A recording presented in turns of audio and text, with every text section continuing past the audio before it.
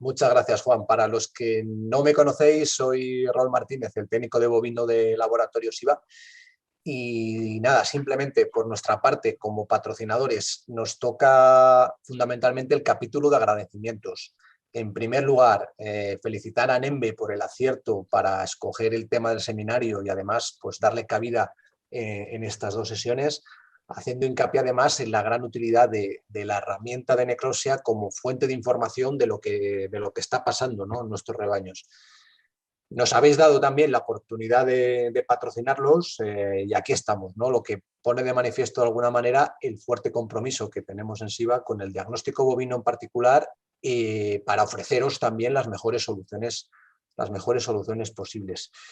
Por otro lado, agradeceros a todos vosotros que estáis ahí por la acogida espectacular, diría yo, que han tenido ambas sesiones, no solo en España, sino también a otros compañeros en Portugal, en México, en Chile, en Uruguay, que nos constan que están ahí al otro lado.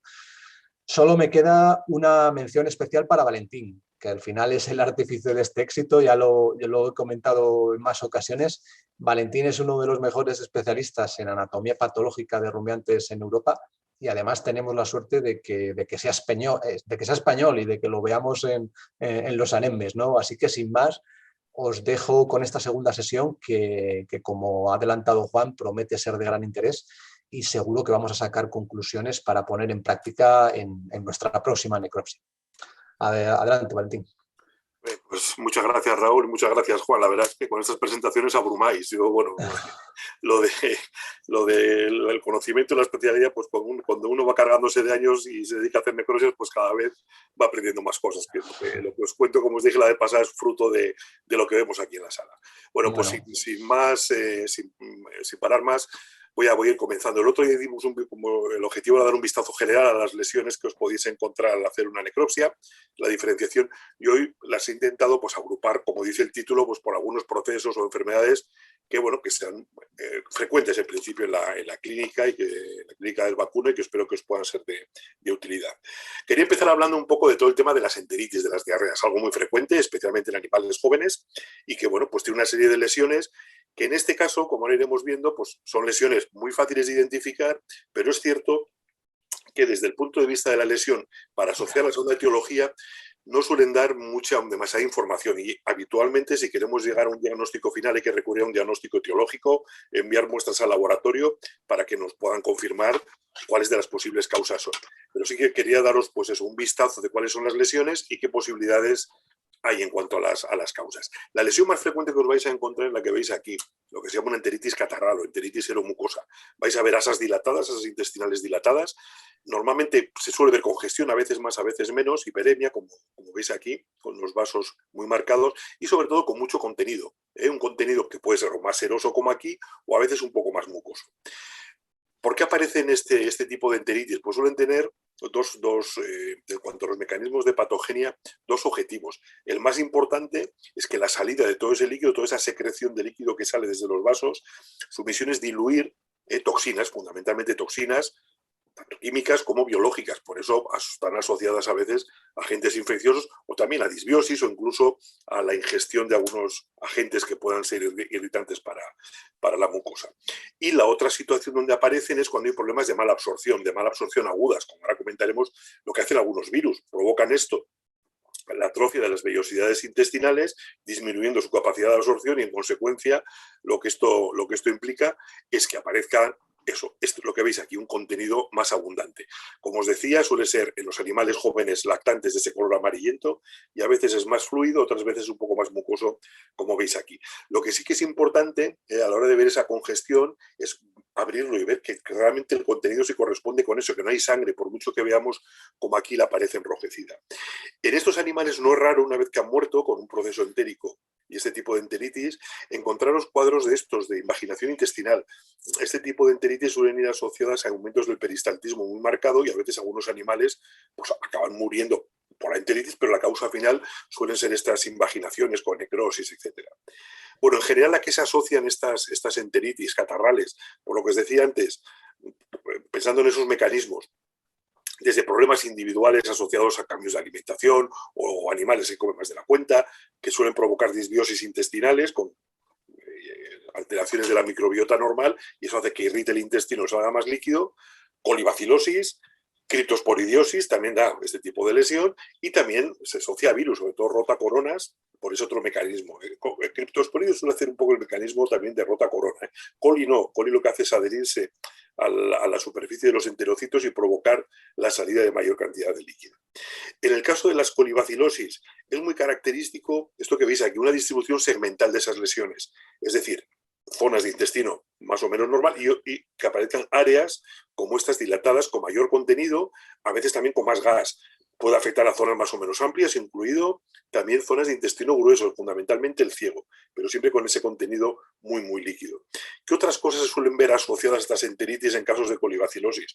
Pues muchas veces el factor predisponente, que tiene que ver con el abomaso. Entonces, no es raro encontrar en esos animales, estamos hablando ahora en lactantes, en animales jóvenes que mueren con diarreas colibacilares en las primeras semanas de vida, esos abomasos muy dilatados que llegan a ocupar, como veis aquí, gran parte de la cavidad abdominal. E incluso, creo que el otro día también lo comentaba, a veces en estos animales ese abomaso está tan dilatado, el contenido lácteo hace que la mucosa esté más lábil y que con el transporte, el movimiento del cadáver se puedan acabar rompiendo, sin peritonitis asociada.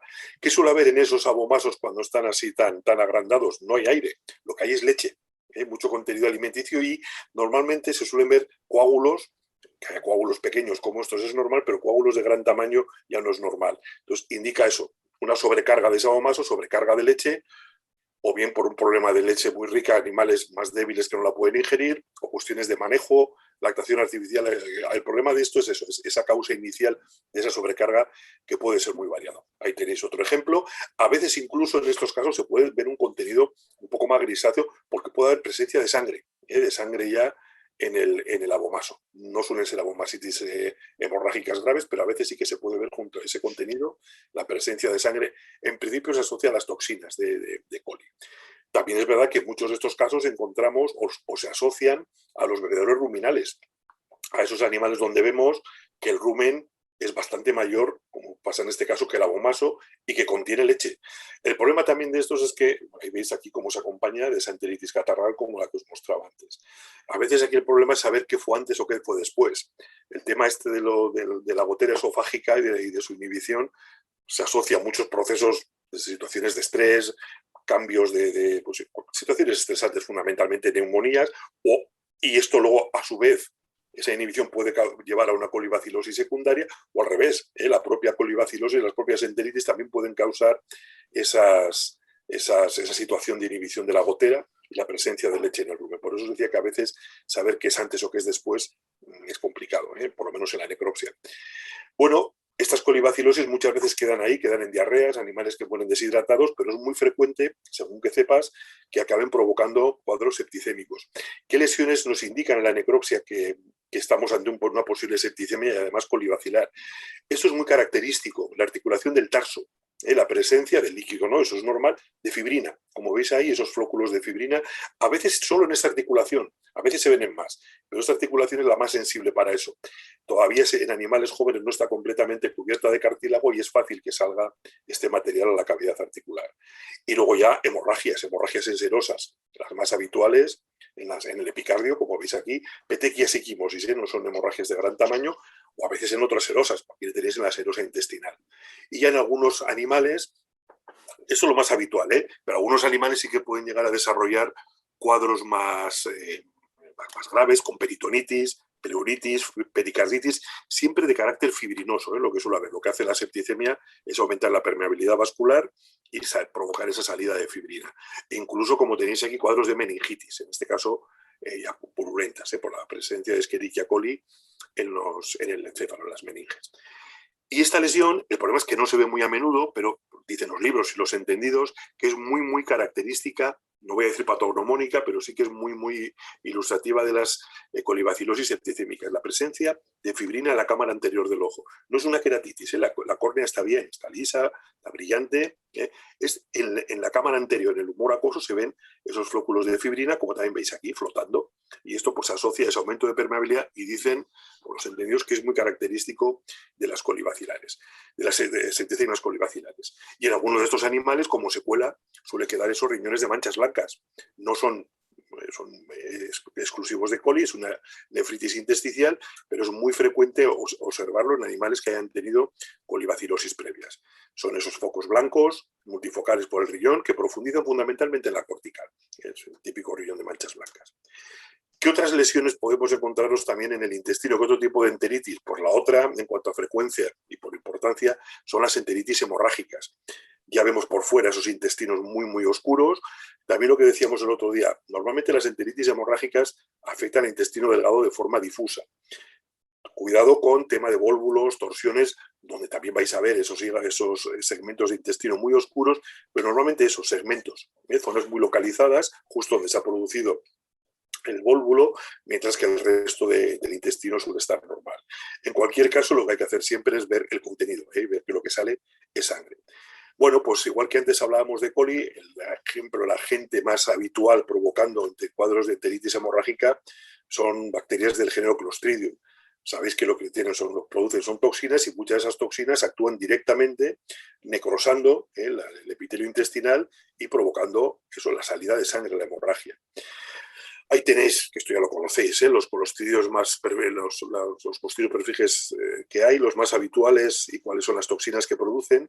En ganado vacuno, los más habituales provocando enfermedades suelen ser el A y el C. Sobre todo esa toxina alfa que, como veis, provoca necrosis y hemólisis. La beta también, especialmente en el C, provoca necrosis intestinal. Bueno, qué lesiones se suelen... Bueno, esto es lo que hace, provocar, como lo que os decía antes, una histología, no quiero abusar de ello, pero hay los vasos muy hiperémicos y toda esa zona necrosada. Luego esos vasos quedan expuestos ya directamente a la luz y hacen que esa sangre pues salga. Los más habituales en jóvenes, el C y el B, fundamentalmente el C. Se suele ver en animales de pocos días de vida porque sabéis que las toxinas se inactivan por la tripsina. A veces también se ven en adultos, ciertas plantas, ciertos compuestos en los piensos y demás pueden actuar como inhibidores de la tripsina.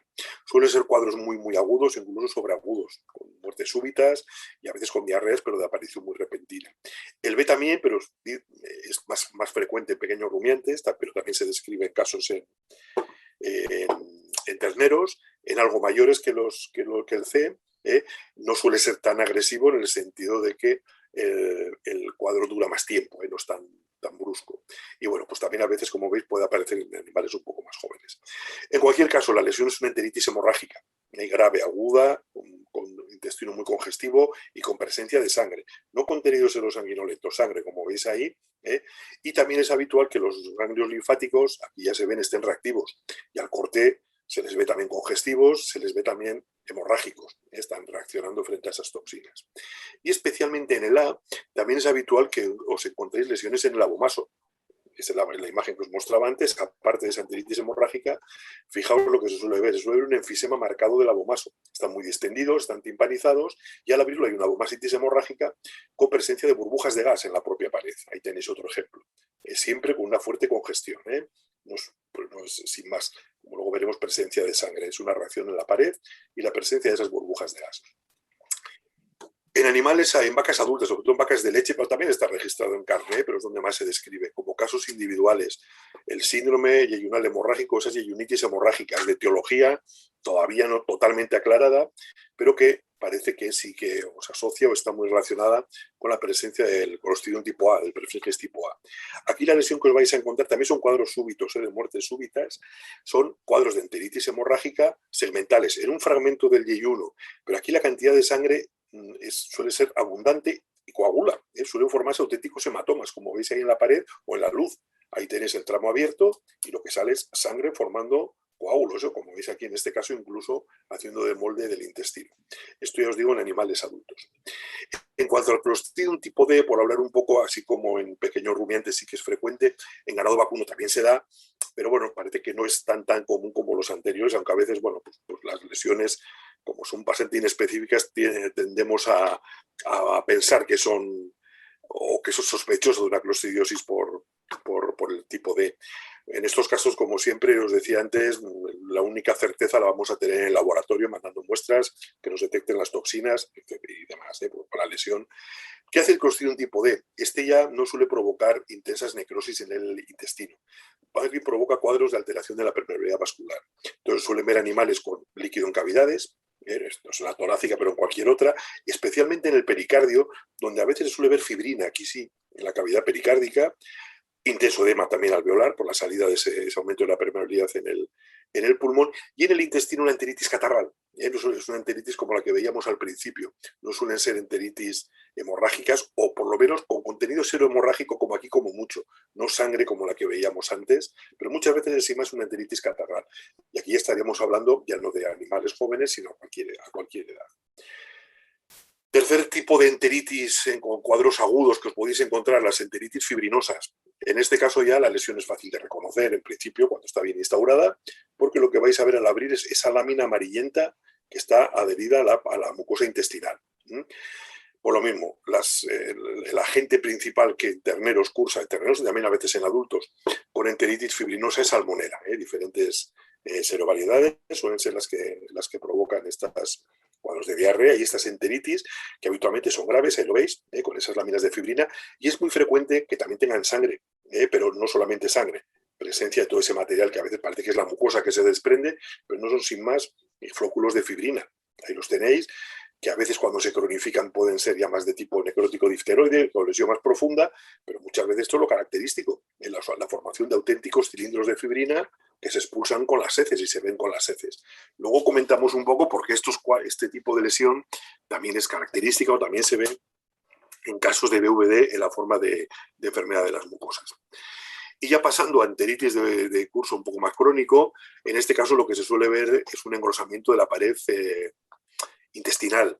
Quitando que la paratuberculosis que ahora comento no es una alteración muy frecuente. Habitualmente cuando se ven así enteritis, y sobre todo con esta forma a veces nodular, que a veces llegan a confluir, esto en vacuno, sobre todo en vacuno en extensivo, es característico de esofagostomum, sobre todo en la zona del yeyuno, a veces también en el ciego.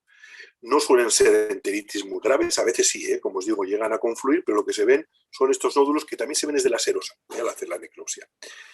Coccidios. Coccidiosis, a veces es verdad que se describen formas también crónicas con esos engrosamientos, pero lo más habitual de las coccidiosis en terneros es que cursen con enteritis hemorrágicas, sobre todo en el intestino grueso, en el ciego y también en el colon, pero con cuadros de enteritis hemorrágica, a veces con fibrina, pero no es lo habitual. Lo habitual son cuadros de enteritis hemorrágica. Es cierto que a veces es sin más una enteritis catarral, por eso os decía que cuando veamos estas lesiones de intestino grueso con sangre, pues bueno, podemos pensar en coccidios, pero estar seguros al 100%, pues no.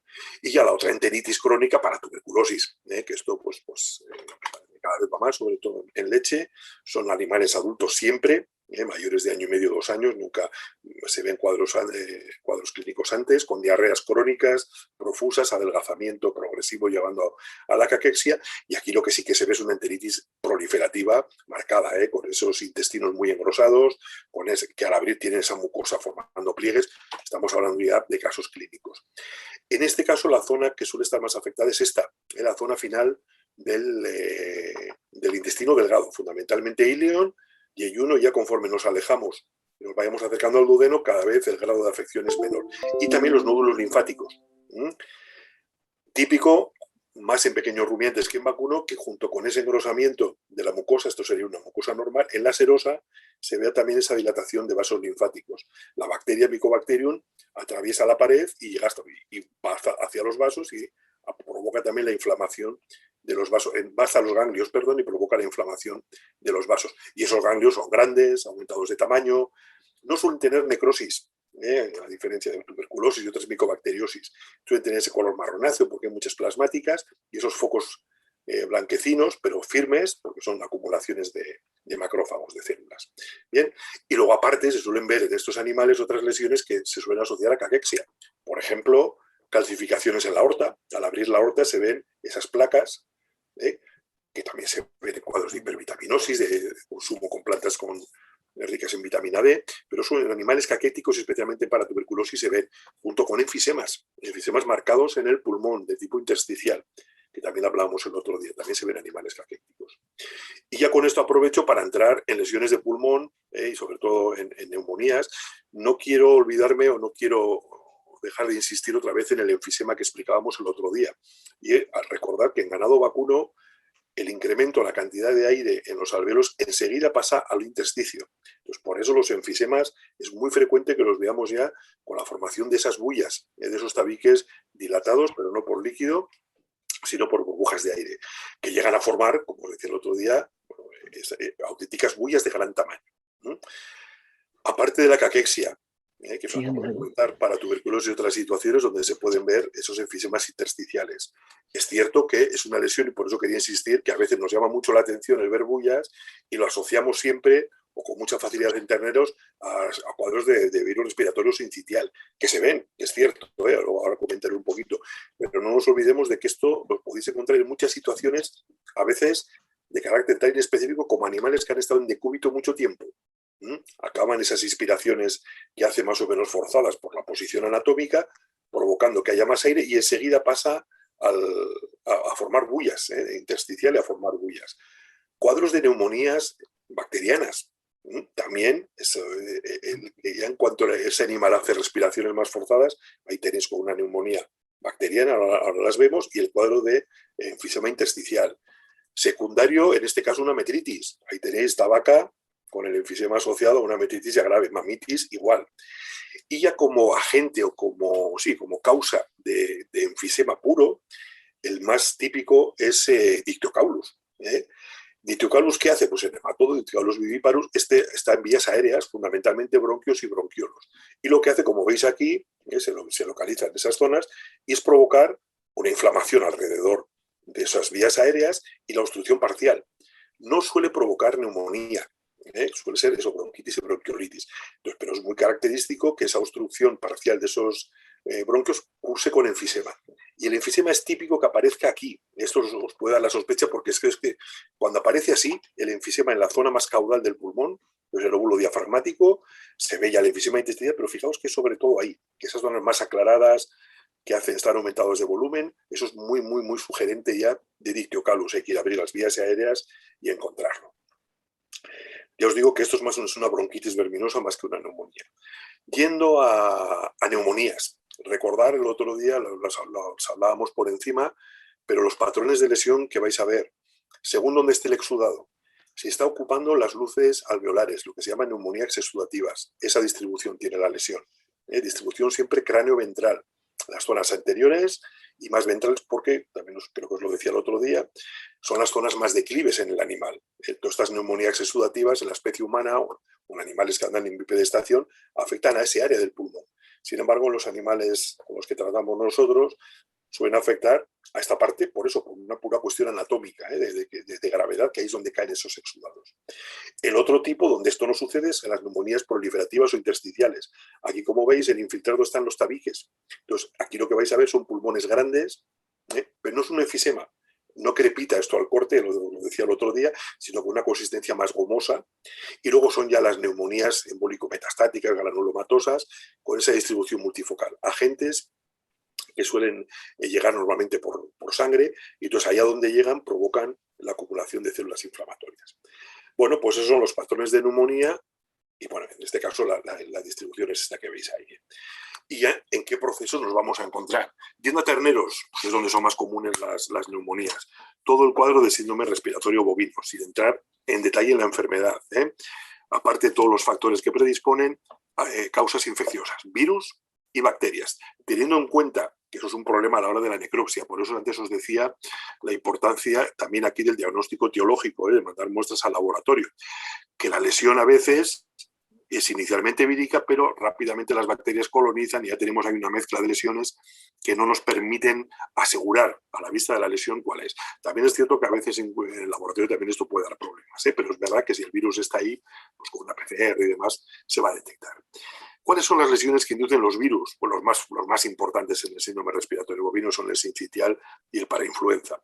En ambos casos el mecanismo patogénico es muy similar lo que hacen, solo que el sincitial es más grave. Provoca una inflamación de los bronquiolos, y luego ya una neumonía que se va extendiendo a partir de los bronquiolos asociada, en la cual ya inicialmente es broncointersticial, pero luego ya empieza a haber exudación.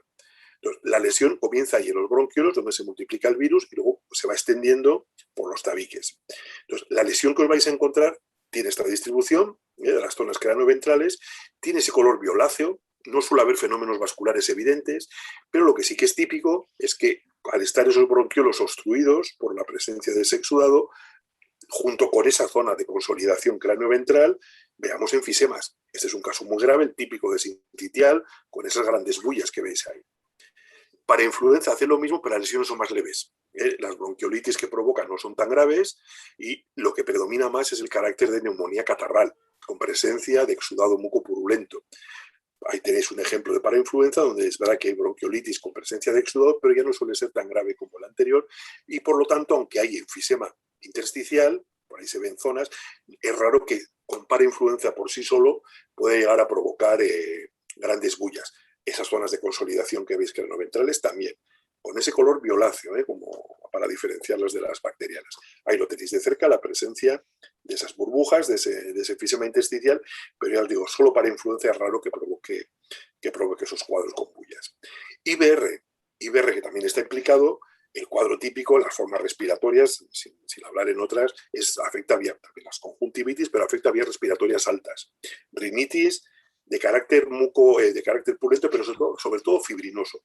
Aunque haya moco con pus, ya suele haber depósitos de fibrina, ahí lo veis, recubriendo las fosas nasales y especialmente la tráquea. Es el cuadro o la lesión más característica de este herpes virus, esas traqueitis fibrinosas, a veces con ese carácter pseudomembranoso que se pueden levantar esas membranas, se pueden desprender, a veces ya más crónicas con lesión más profunda, pero siempre, además de forma difusa, con esa distribución de la fibrina por la tráquea. Es verdad que también puede provocar por sí solo zonas de neumonía, también de distribución cranioventral, pero siempre acompañadas de esas lesiones en tráquea y en vías respiratorias altas. De hecho, el problema es que muchas veces en estos casos de IBR lo que hay son contaminaciones bacterianas secundarias, igual que los anteriores. Yendo a las lesiones asociadas a bacterias, que no, como os decía antes, sin olvidar que pueden estar complicando las anteriores. Ese es el grupo de bacterias que más frecuentemente provocan neumonías. Mannheimia, Pasteurella, Histophilus, Yersinia, que antes era una pastela, y Mycoplasma. Pero la patogenia suele ser un poco diferente de unas y otras. Y eso va a hacer que las lesiones que nos encontremos asociadas a bacterias también sean distintas. Van a ser dos, básicamente. Una, las pleuroneumonías fibrinosas, con mucha fibrina, con mucha pleuritis. Y las otras, las neumonías catarrales, sin apenas pleuritis, con zonas de consolidación y sin fenómenos vasculares, como ahora iremos viendo. Y en ambos casos afectando a zonas cranoventrales, que luego se pueden extender, sobre todo en estas fibrinosas, a amplias áreas del pulmón, pero zonas cranoventrales habitualmente. ¿De qué depende esto que den una u otra? Del tipo de agente. Aquí sí, las neumonías fibrinosas son agentes que llegan al pulmón, se multiplican ahí y se diseminan, por supuesto por vía intracanalicular, por las vías aéreas, pero sobre todo provocan toxinas que provocan un daño vascular y se diseminan por sangre. Entonces, eso hace que vaya a haber un gran componente vascular con salida de sangre, con salida de fibrina. Por eso se asocian a cuadros agudos, como los que veamos ahora.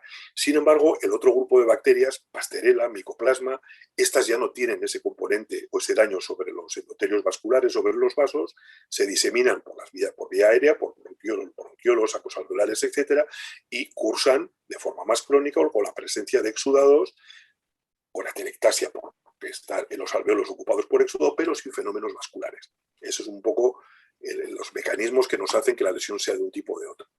En el primer caso, en las neumonías fibrinosas, el ejemplo más característico es Mannheimia. También Mycoplasma micoides, que nos hablan de la perineumonía, hace lo mismo. En estos casos, la fiebre de transportes lo típico son cuadros de neumonías agudas, además con clínica muy evidente, porque suelen dar fiebre acusada.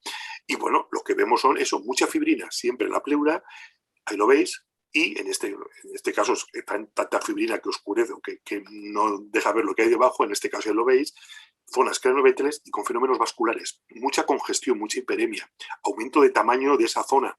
Por supuesto, no os lo he dicho, lo decía el otro día, estas zonas están consolidadas, están duras, no hay aire, entonces al presionar todas estas zonas afectadas, ya la consistencia no es como la del pulmón normal, ya no es elástica, sino que esto está duro. Entonces ahí lo veis, con mucho fenómeno vascular. Esto es esto lo hace una bacteria, esto un virus por sí solo no lo hace. Otra cosa es que esté por ahí debajo, ahí iniciado, pero esto lo hace una bacteria. Y de este grupo, Mannheimia, Histophilus también nos lo puede hacer.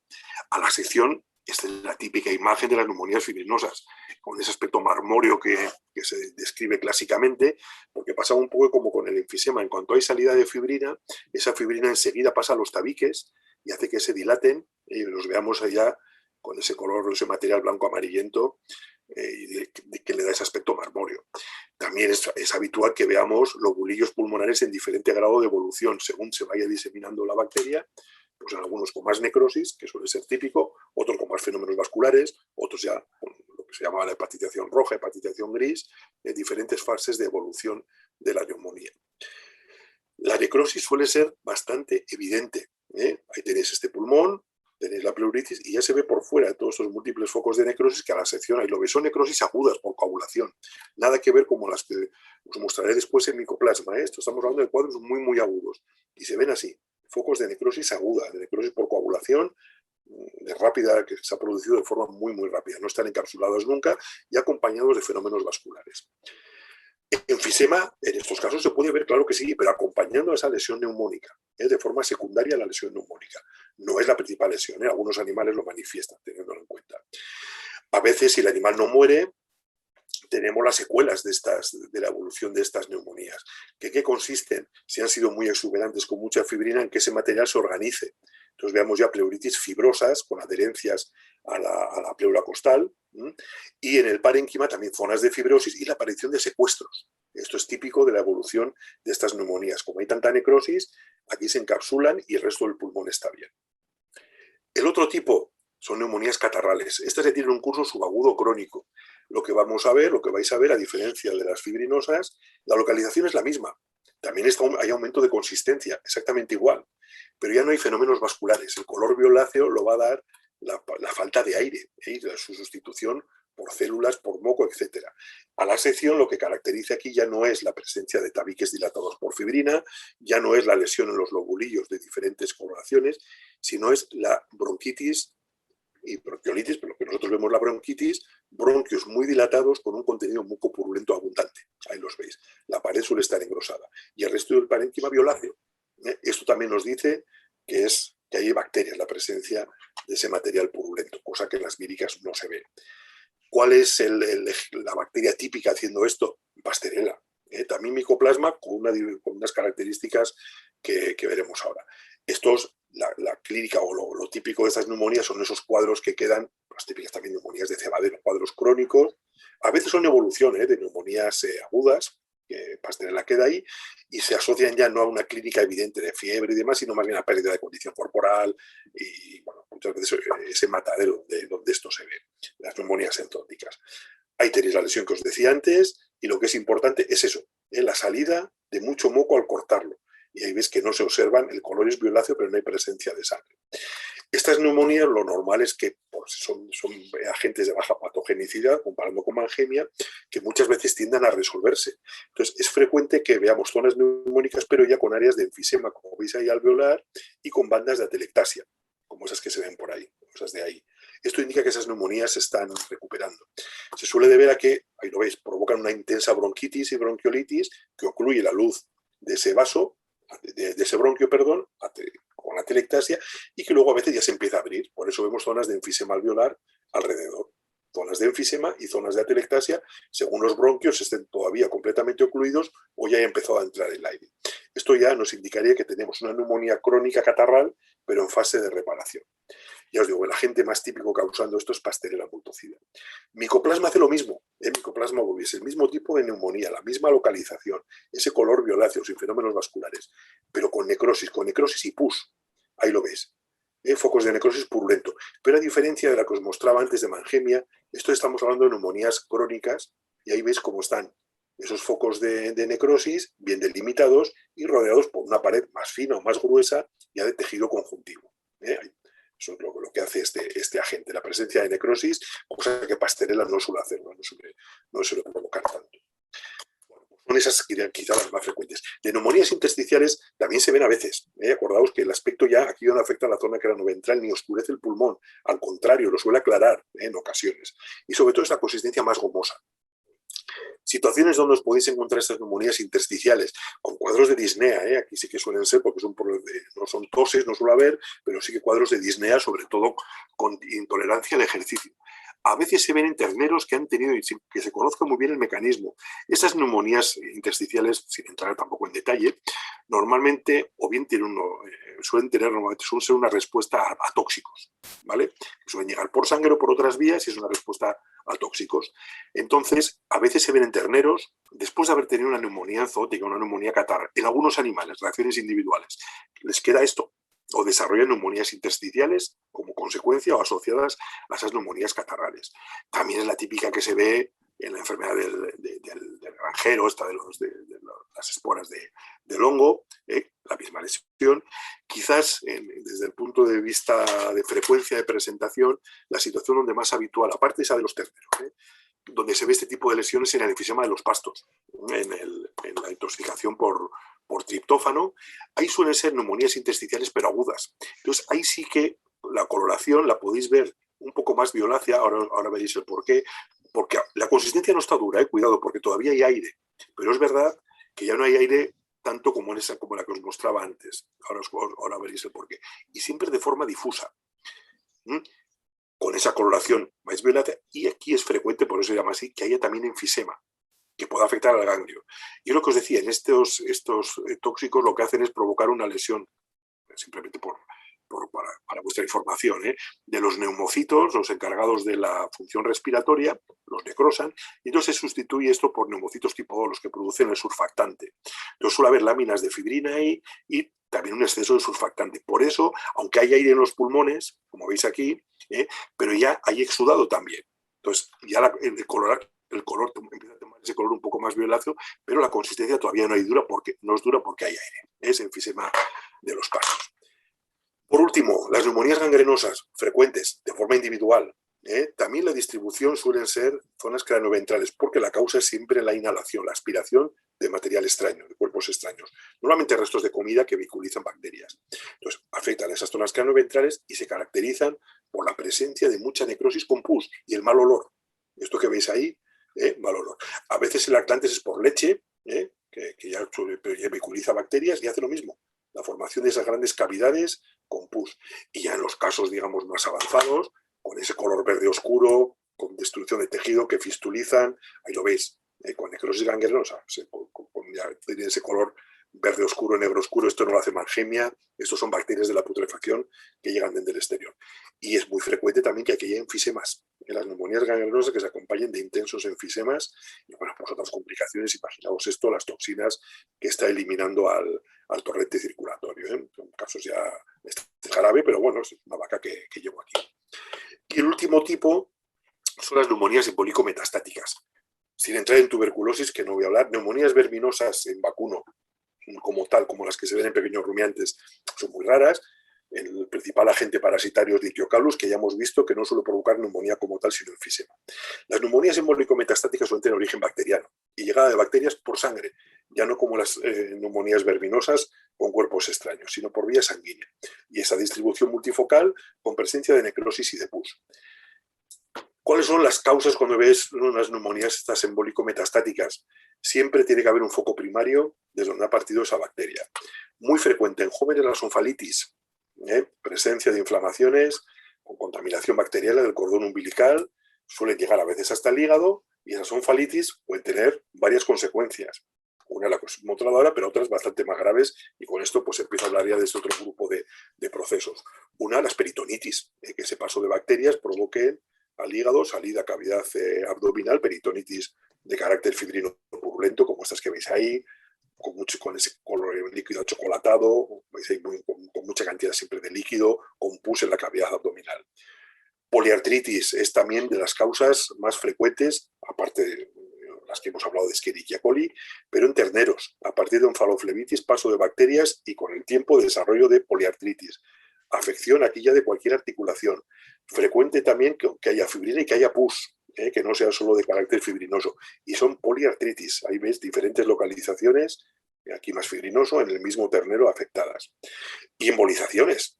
A partir de esos focos, embolizaciones y la presencia de focos de necrosis, de infartos y con contaminación bacteriana en distintos órganos, desde riñón, bazo o el pulmón, como os decía antes, de las neumonías embólico-metastáticas, o aquí lo tenéis también, en este caso incluso en el intestino, también a veces se ve, no es lo más frecuente. Y en el pulmón sí, y según qué agente sea, sobre todo si produce mucha necrosis y mucho pus, pueden a veces fistulizar y provocar esos cuadros también de empiema, que a veces también lo hacen las neumonías gangrenosas. Y en los que no fistulizan, se desarrollan esas neumonías embólico-metastáticas que cronifican, se rodean de esas cápsulas y demás. También el otro origen de esas neumonías embólico-metastáticas ya no tiene por qué ser esa onfalitis, sino las endocarditis, que a su vez también han requerido un foco primario, pero eso ya puede ser desde una lesión en las patas hasta una metritis o lo que sea. Acordaos que, lo decía también el otro día, suelen afectar al ventrículo derecho, el ganado vacuno, y a partir de aquí vehiculización a diferentes órganos, entre otros el pulmón, riñón, etc. Y por último, esas onfalitis también son causa de abscesos hepáticos. Formación de esos focos de pus encapsulados, localizados en el hígado. Lo habitual cuando la causa es una onfalitis es que los abscesos se localicen aquí en la cercanía de la fisura que separa los dos lóbulos, que es por donde va el ligamento, donde está el ligamento redondo y por donde van los vasos umbilicales. Pero a veces puede aparecer en otras zonas. Es verdad que estos múltiples, como ahora veremos, suelen tener otra causa. En los abscesos vais a ver pus, pus rodeado de una pared de tejido conjuntivo. La evolución habitual de estos abscesos, suelen ser asintomáticos en muchos animales, es que esto cada vez la cantidad de tejido conjuntivo sea mayor y esto cicatrice. Desaparezca el absceso, se forma una cicatriz, el hígado regenera muy bien y el animal sale adelante. Pero es verdad que esos abscesos a veces tienen otras complicaciones. Que este absceso esté creciendo, como veis aquí, cerca de un vaso y haya pasado ese contenido purulento, haya roto el vaso y esté ahí en la pared del vaso. ¿Qué sucede? Que aquí se va a acabar formando un trombo. Trombo, vena hepática, que se suele extender a la cava y a partir de la cava llegar a diferentes localizaciones, sobre todo al pulmón, provocando neumonías embólico-metastáticas que ya están ahí, pero sobre todo el cuadro más grave es los aneurismas pulmonares, ahí lo veis, provocan un trombo. Esto no se ve bien, pero esto es un vaso pulmonar, ahí tenéis el trombo, acaba ese trombo, como es un trombo séptico, corroyendo la pared de ese vaso, lo corroe y acaba rompiéndose. Se forma ese aneurisma y esa rotura del vaso y muerte rápida de animales con epistaxis, con hemorragias muy, muy exageradas porque vienen del pulmón en fosas nasales. Y bueno, luego las neumonías embólico-metastáticas, como la que hemos visto, que se pueden cronificar. Hablábamos de las onfalitis, pero en terneros la causa más frecuente del hígado de abscesos múltiples son los cuadros de acidosis, la ruminitis por acidosis. Y aquí, ¿qué lesiones os vais a encontrar asociadas a ruminitis? Acidosis clínicas graves. Esto, ese rumen, ese desprendimiento de la mucosa que nos llame la atención, que eso es normal, eso es autolisis. Enseguida aparece a las pocas horas ya de morir el animal. Lo que hay que ver es cómo está debajo la submucosa. Tiene que ser, en los cuadros de acidosis está así, con mucha sangre, muy congestiva, lo que se llama una ruminitis química.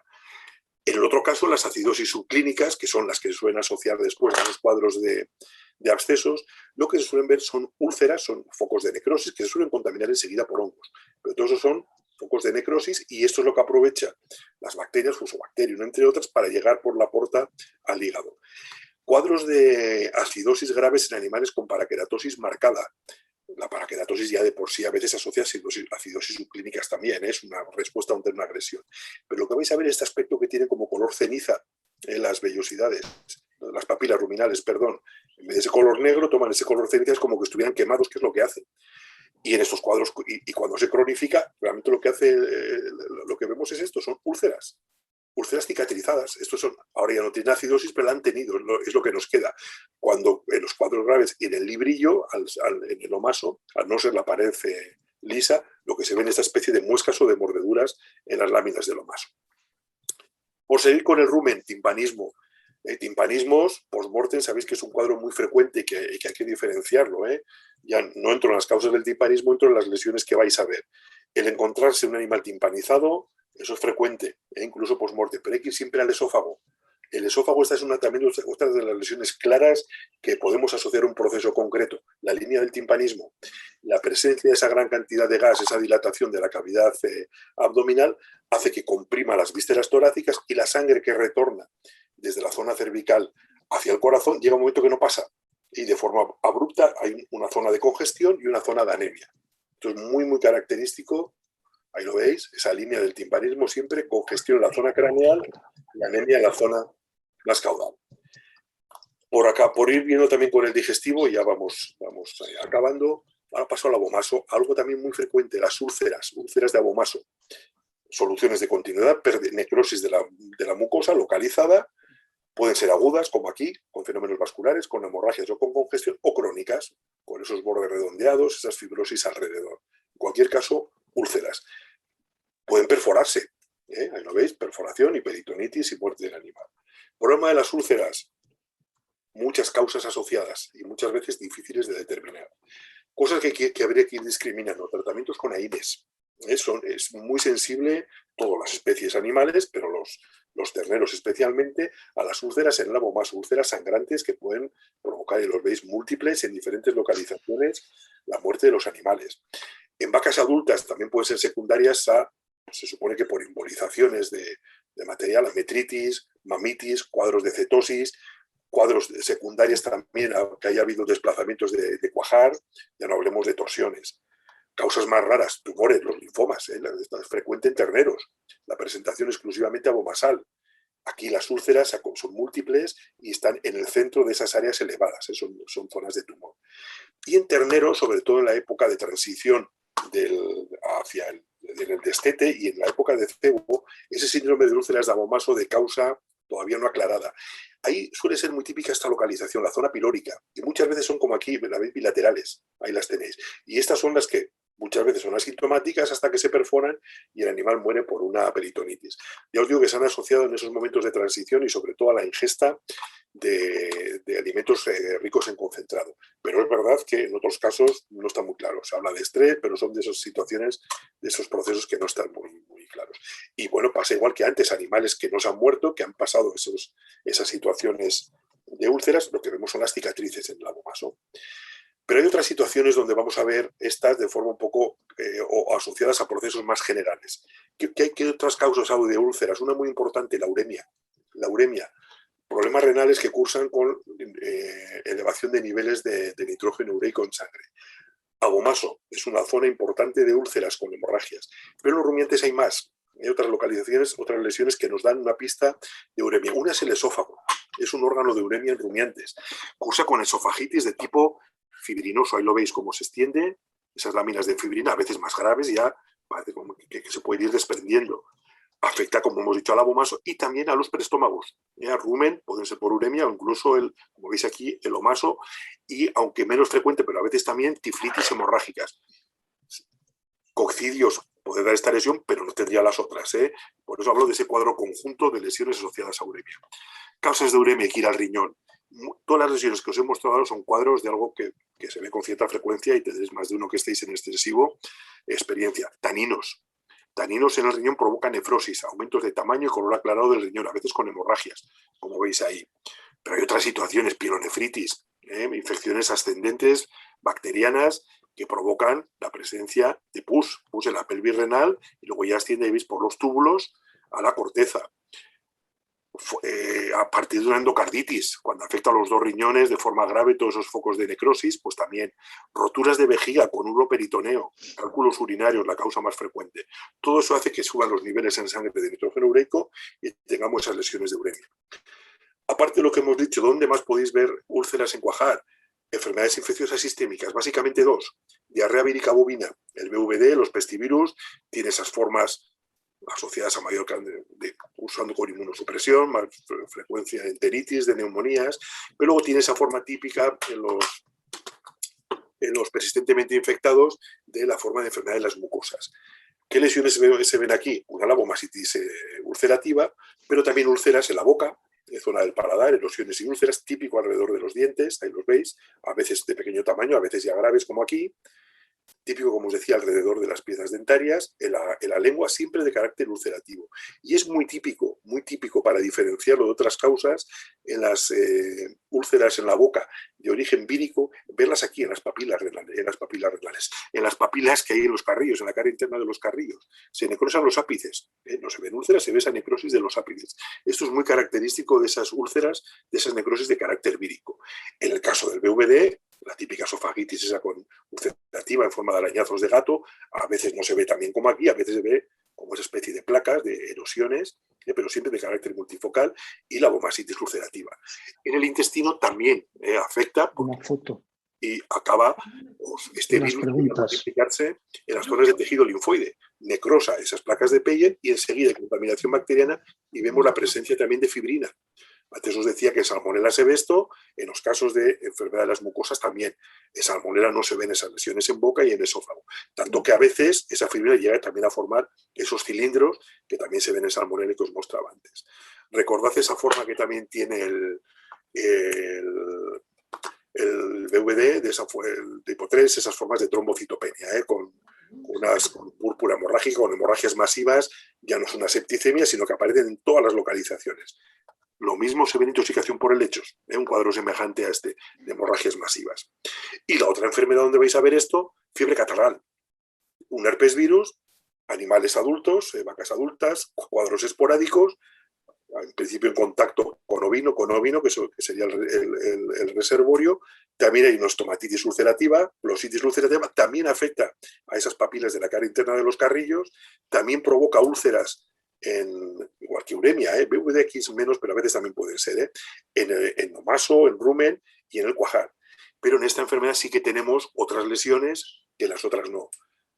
Vía rinitis, siempre con mucho exudado por fosas nasales de carácter catarral y purulento, con mucha presencia de pus, como veis ahí, dentro de las fosas nasales. Queratitis, queratoconjuntivitis. Aquí ya esto es la córnea, ya no es como antes flóculos de fibrina, ya es una queratitis en condiciones. Y luego esta enfermedad, este virus provoca vasculitis, inflamaciones de los vasos. Luego es muy frecuente encontrar infartos, muy típicos y muy característicos en los ganglios linfáticos. Ahí los veis, esas zonas que no son más que zonas de necrosis provocadas por la isquemia o en el riñón. También son típicas de esta enfermedad. Dejamos las úlceras en el esófago, como hablábamos, que tenían también lesiones úlceras en la boca, la contaminación por Fusobacterium, la necrobacilosis. Siempre lesiones primarias, erosiones, contaminación por esta bacteria que provoca ya necrosis profundas, con fibrina, pero con mucha necrosis debajo. Boca, y se suele extender también lo que es la difteria a la zona de faringe, como veis ahí. O incluso en algunos animales, al rumen o al hígado, ya por diseminación sanguínea a partir de la boca. Difteria ya no son úlceras, sino ya hay fibrina. Siempre que veis toda esta fibrina en boca, pensad que hay una bacteria, aunque previamente haya habido algo provocando esa salida la pérdida del epitelio. Y ya con esto acabo. Por último, abomasitis hemorrágicas con o sin úlceras, Clostridium, infecciones por Clostridium. Ya hemos hablado antes de perfringes provocando cuadros de enteritis, pero hay otros Clostridium que también le perfringes, que pueden provocar cuadros de abomasitis. Suelen ser abomasitis hemorrágicas con o sin úlceras. A veces sí que se ven úlceras o erosiones, pero mucha sangre. El Clostridium septicum puede hacerlo.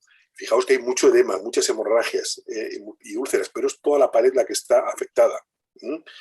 En este caso suelen ser casos aislados de animales aislados, terneros.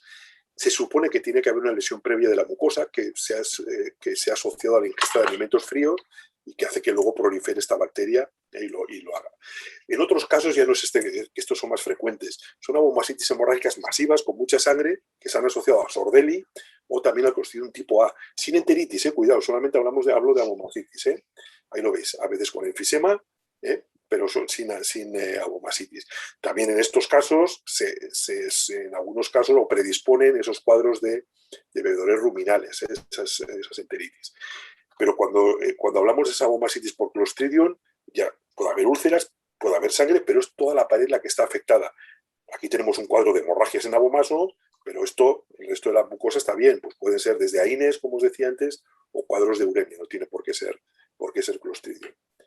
Bueno, más o menos, yo creo que me he mantenido en tiempo, ¿no? Sobre estos últimos 55 minutos, igual he ido un poco embalado, ya que para no extenderme demasiado, pues bueno, esto era un poco lo que os quería contar. Ya ves, ver lesiones son muchas, pero intentar agruparlas por cuadros generales o por procesos.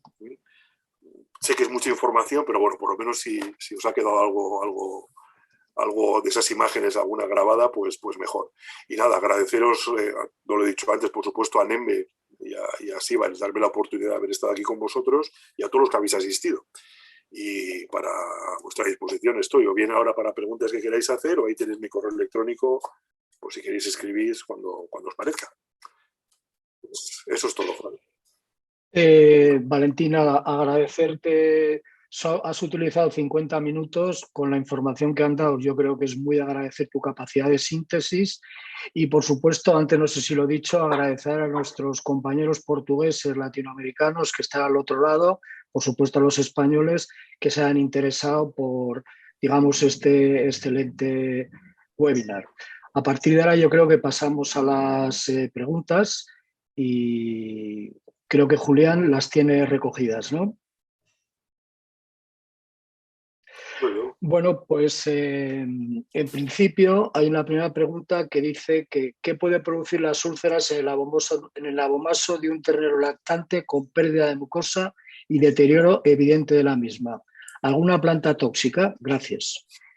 En un lactante y una planta no sería la primera sospecha, ¿eh? Iría más, o bien, a ver el cuadro, que no se le hayan dado a Inés, aunque sea en pequeña cantidad, que son muy sensibles, y luego iría a mirar que no haya también un proceso entérico, bien un Clostridium o bien un coli, que a veces pueden acabar provocando hemorragias. Es verdad que coli úlceras es raro, pero más un Clostridium. Y luego a Inés, y luego quitando cuadros de uremia, pero una planta tóxica en un lactante no lo pensaría. Es que plantas tóxicas que provoquen un daño directo en la mucosa y en esa forma multifocal, tiene que ser algo muy, muy irritante, muy agresivo y no se me ocurre a mí nada. Otra cosa es que estén provocando lesiones renales, uremias y cosas de esas. Que hay además, por cierto, no lo he dicho antes, en los cuadros de uremia, tanto en el ciego como en el abomaso, huele mucho a orina. Al abrir el abomaso, al ver esa sangre y esas úlceras, ya desprende un olor a orina muy, muy intenso. Yo una planta no iría antes de descartar estas cosas. Por lo menos que me venga bien a la cabeza, cuidado. Muy bien. ¿Alguien quiere hacer alguna pregunta más? Pásame.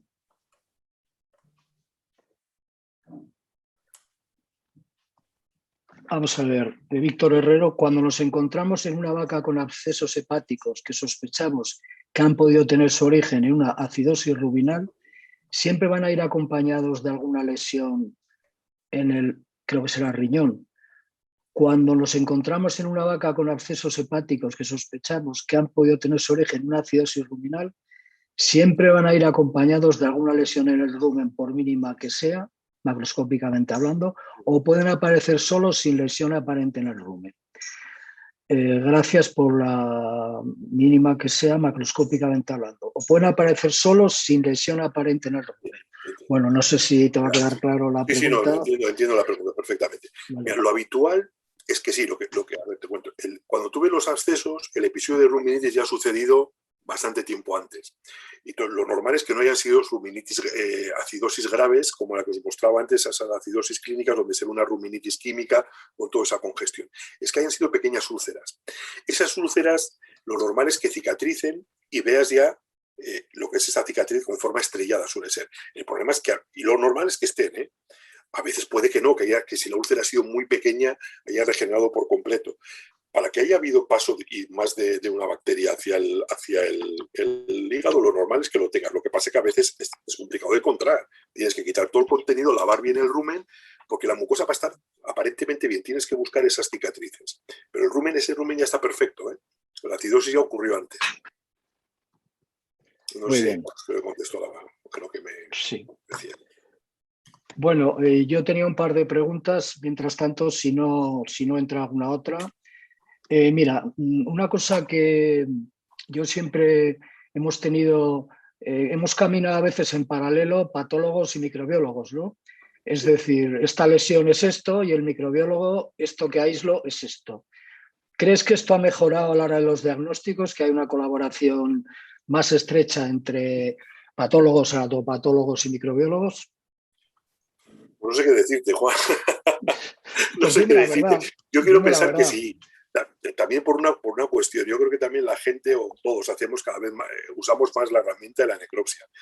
Teniendo en cuenta lo que os decía antes, que es que en muchos procesos, y además muchos de los más frecuentes, la anatomía patológica de la lesión llega hasta donde llega. Tiene que haber un soporte etiológico detrás para poder dar resultado. Entonces, es que eso es muy interesante, el poder ver la bacteria o el virus o el que sea, y la lesión. También es verdad que ahí también está la labor del microbiólogo, es importante que sepa, pues que te encuentres un coli que lo hay desde el intestino, no te dice nada, tienes que ver más allá, ver qué tipo de coli es, etcétera. Que tiene que ir juntos, eso está claro. Ahora, que ha ido mejorando, pues no sabría decirte, chico. Yo creo que sí, en general yo creo que sí. De verdad que también es verdad que la cantidad de laboratorios que hay ayuda más, y hay laboratorios muy especializados en rumiantes, que controlan muy bien de patología de rumiantes. Eso sí que se ha notado, ¿eh? En los últimos años para acá, que hay mucha gente que hace diagnóstico de rumiantes y que controla mucho y muy bien y hace estas cosas sin problema. Oye, otra cosa te quería comentar. En las lesiones pulmonares, ¿dónde crees que es más conveniente tomar la muestra para análisis etiológico? ¿En zona lesionada o en zona, digamos, de intersección con la zona aparentemente sana? Yo tomaría de las dos, a ser posible. En principio, mejor es la zona de intersección porque digamos que es donde tiene la lesión más activa. El cogerla en la zona central, pues por ejemplo, si hay contaminación bacterial, te vas a encontrar solo la bacteria. Pero es que a veces esa bacteria es importante saber que la tienes ahí, qué bacteria es. Pero es verdad que si quieres ir a la causa, digamos, primaria, sería mejor ir a la zona de la interfase. Muy bien, tengo dos preguntas de María Teresa Valderrey. Cuando hay casos de urolitiasis, ¿analizáis el cálculo? ¿Cuáles son los más frecuentes? Nosotros no lo hemos hecho, no te puedo decir. Yo sé que en rumiantes en general suelen ser, me parece que fosfato, los más frecuentes, pero yo no tengo experiencia. No hemos hecho análisis. Otra pregunta, en caso de hemorragias en el abomaso, creo que has puesto una foto, ¿lo asocias más a una uremia? Sería lo primero, yo cuando vemos aquí en necro, o sea, una hemorragia al abomaso, presencia de sangre en el abomaso, yo lo primero que siempre debemos de descartar, lo primero, porque es una lesión muy, muy típica de uremia. Entonces, y además se descarta con relativa facilidad, primero por el olor y luego yendo al riñón. Si ya ves que el riñón aparentemente está bien, no está aumentado de tamaño, y además no te huele eso a orina, vale, busca otras cosas. Pero yo lo primero, porque es que es una lesión muy, muy sugerente de uremia. Y además ya digo que en la necropsia lo puedes ver, de verdad que el olor es llamativo, ¿eh? Porque abres ese abomaso y que te venga ya ese olor a orina al abrirlo, es muy, muy, muy, muy típico. Y luego buscando, claro, eso que hablábamos del esófago, etcétera. Pero es verdad que no siempre aparece, así como la lesión del abomaso, o sea, sí que es muy característica. Bueno, dos últimas, si no hay ninguna que entre más. En principio, ¿crees que se podría diferenciar macroscópicamente la pleuroneumonía fibrinosa por Mycoplasma mycoides, o sea, la perineumonía contagiosa, de la producida por Mannheimia hemolítica? ¿En ambas hay secuestros? Mira, los secuestros, sí, en ambas hay secuestros. Es verdad que las formas crónicas, como en la perineumonía bovina, la cantidad de necrosis suele ser mayor, es más frecuente la presencia de secuestros. Yo en una fase inicial activa no me atrevería por las lesiones a diferenciarlo. Otra cosa es ya la clínica, claro, el que haya eso contagiosa, más casos, etcétera. Y luego, yo hoy en día la situación en España, por lo menos no sé si la pregunta viene de España o no, Dios, que esa enfermedad hace que ya no pensemos en ella. Pero por la lesión, no, la lesión es exactamente la misma. Ya, pero yo como soy de la época de los romanos, claro, cuando había perineumonía, sí. Pues desde luego lesiones de aspecto marmóreo idénticas, en algún caso se aislaba Mycoplasma mycoides y en otros se aislaba Mannheimia hemolítica. Por eso te preguntaba. Este es de esos casos que la lesión es que es la misma, Ya. Y la última ya, Valentín. En los cuadros de enteritis, la toma de muestras en principio, ¿qué recomendáis? ¿Una saligada? ¿O qué tipo de muestra? ¿Ganglio linfático asociado? ¿Y cómo interpretáis particularmente los aislamientos de Escherichia coli? Porque puede ser un microorganismo habitual. Claro, es lo que decía. Bueno, esa pregunta seguramente, Juan, igual la puedes responder tú mejor, por tu experiencia. No, yo no. No, hombre, si puedo ayudar en algo, vamos a ver. Hay que mirar la posibilidad de que sea una cepa que en principio sea una cepa productora de toxinas, una cepa patógena. Hemos hecho también recuento de Escherichia coli, de Clostridium, si supera 10 a la 6, UFCs por gramo de Cer. Lo que pasa es que si la muestra no ha sido enviada refrigerada y lleva ya tiempo, yo creo que eso es muy difícil de interpretar.